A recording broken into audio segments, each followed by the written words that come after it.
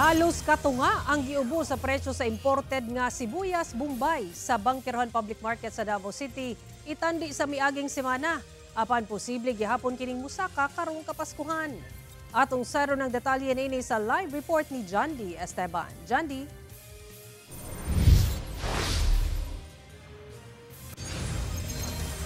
Sara, sumala sa DA nga samtang nakaduol ang Pasko, nagkataas pod ang demand ug ubos pod kaayo ang supply mao nang expected nga musaka ang presyo. Samtang doon na po ginakonsidera una sila makapahamtang og maximum suggested retail price sa onion o sa Bombay kana human nga nagpahamtang og MSRP sa mga Bombay ang DA didto sa National Capital Region. Atong sayro ng report.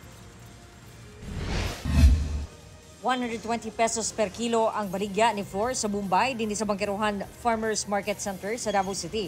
Imported kini gikan India. Kining dagko gikan China. Susama sab ang presyo matag kilo. Mas barato daw ang baligya karon sa ilahang ginakumprahan sa Banggoy itandi sa nakalabayng semana nga miabot og 240 pesos to 250 pesos per kilo. Baba siya, naa siya sa 120 lang. 125, dili parehas ang kuan baligya tanan. Kay kani siya bigla lang manusay, mabigla na siya mutaas. Karon ato may nagpalit. Wala may abiso sa mga mutaas na ugma or what. Sumala sa DA Region 11 ang pagsaka sa presyo sa Bombay sa miaging semana tungod sa pipila ka rason. Naay pagsibog atong presyo sa atong red onion, ma'am, tungod sa katong recent nga typhoon gani nga naapektuhan ang Nueva Ecija. Muna siya ang atong onion capital sa Philippines and extensive ug severe ang damages sa agri-crops during Typhoon Uwan last November. And also, ma'am, tungod adtong kuan kanang ongoing atong rehabilitation sa San Juanico Bridge kana ka-affect po sa transportation cost sa atong agriculture commodity.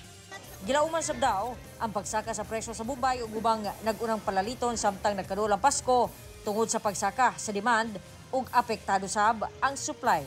Sa National Capital Region, nagpatuman na ang Department of Agriculture og maximum suggested retail price nga 150 pesos per kilo gikan sa 120 pesos per kilo.